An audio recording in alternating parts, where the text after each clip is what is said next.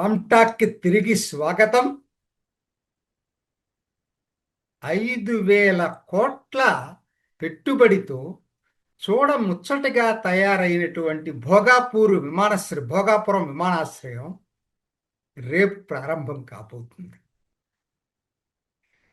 దీంతో ఆంధ్ర రాష్ట్రం కూడా ప్రఖ్యాత విమానాశ్రయాలు ఉన్నటువంటి రాష్ట్రాల సరసన చేరుతుంది. ఏమేంటవి? ఇటీవలే ఓపెన్ అయిన నోయిడా, అంతకుముందు ఓపెన్ అయిన నవీ ముంబై, అలాగే ముంబై బెంగళూరు. వాటితో పాటు ఇవాళ వైజాగ్ భోగాపురం కూడా ప్రతిష్టాత్మక విమానాశ్రయం కింద మారింది. ఇది చిన్న విషయం కాదు. అసలు ఇవాళ దేశం మొత్తం కూడా ఆంధ్ర ప్రగతిని గురించి మాట్లాడుకుంటుంది. 2 సంవత్సరాల్లో ఏ రాష్ట్రం కూడా ఇంత వేగంగా అభివృద్ధిగా అడుగులు వేయలే.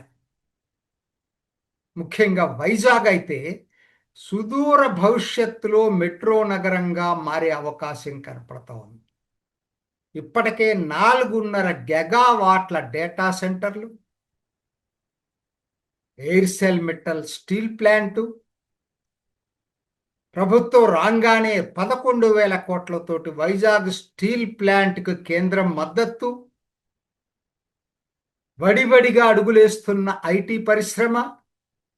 ఒకటి కాదు, మీరు చెప్పుకుంటూ పోతే ఎట్టితే అసలు వీటన్నిటికీ భోగాపురం ఎయిర్పోర్టు బాటలు వేయబోతుంది వైజాగ్ మహానగరంగా మారటానికి. ఎయిర్పోర్ట్తో పాటు 3 సీపోర్ట్లు ఉన్నటువంటి నగరం విశాఖ. అంతే కదా, విశాఖ, కృష్ణపట్నం, గంగవరం. 3 కాదండో 4, మూలాపేట్. నా ఉద్దేశం ఏ నగరానికి ఇన్ని సీపోర్ట్లు లేవేమో. Railway zone headquarters, Visakha Raipur expressway, కొత్తగా దీనికి బాటలు పరుస్తున్నటువంటి Khammam Devarapalli expressway. So ఇలా చెప్పుకుంటూ పోతే ఇప్పటికీ వైజాగ్ వరకు అసలు మహానగరంగా మారటానికి అన్ని దారులు తెరుచుకున్నాయి. Maximum 5 to 10 years. అలానే రాయలసీమ తక్కువేం కాదు. రాయలసీమ కరువు సీమల్లా పారిశ్రామిక సీమగా రూపాంతరం చెందుతోంది. ఎన్ని ఇండస్ట్రియల్ పార్క్స్ అండి! 1 కాదు, 2 కాదు. శ్రీ సిటీ అయితే దేశంలోనే ప్రతిష్టాత్మక ఇండస్ట్రియల్ పార్క్గా మారింది. దాంతోపాటు మీకు ఉరవకల్లు, నాయుడుపేట, మీకు ఇంకా వచ్చేసినట్టయితే కొప్పర్తి, తర్వాత ఇప్పుడు కొత్తగా డెవలప్ అవ్వబోతున్నటువంటి క్రిష్ సిటీ. అసలు పరిశ్రమలే వీటిల్లో. ఇవి కాకుండా అసలు ఓవరాల్గా రాయలసీమకి రెన్యూబుల్ ఎనర్జీ పరిశ్రమలు అయితే విపరీతంగా వస్తున్నాయి.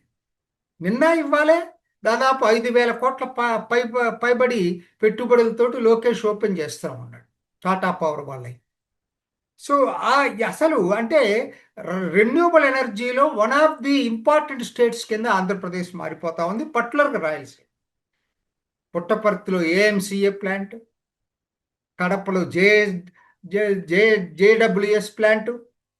సో ఇదంతా కూడా తొందరలోనే ఓపెన్ చేయబోతున్నట్టున్నారు. రాయలసీమ హార్టికల్చరల్ హబ్కి ప్రారంభోత్సవం చేయబోతున్నారు సీఎం. ప్రతి ఒకనాడు ఉన్నటువంటి సంక్షోభాన్ని అవకాశంగా మార్చుకోగలిగారు. అనపర్తి బెంగళూరు నగరాన్ని చూపిస్తున్నారు. తిరుపతికి శ్రీ సిటీ, వీటన్నిటికి కూడా చెన్నై నగరాన్ని చూపిస్తున్నారు. మీకు దగ్గరలో నగరం ఉంది, కరెక్టే కదా అది. అట్లానే మీకు ఆంధ్ర పైకి వచ్చేటప్పటికి వైజాగ్ని ఒక మహానగరంగా డెవలప్ చేయబోతున్నారు. ఎందుకంటే అర్బనైజేషన్ జరిగితేనే ప్రగతి వస్తూ ఉంటుంది. ఇప్పటికే దేశంలో ఫ్రూట్స్లో నంబర్ 1 భారత్. కోస్తా కూడా తక్కువే. కోస్తాలో ఉన్న పోర్ట్లు కాక విశాఖ, అట్లానే గంగవరం, కృష్ణపట్నం ప్రధాన పోర్ట్లు అనుకుంటే కొత్తగా 4 పోర్ట్లు వస్తున్నాయి.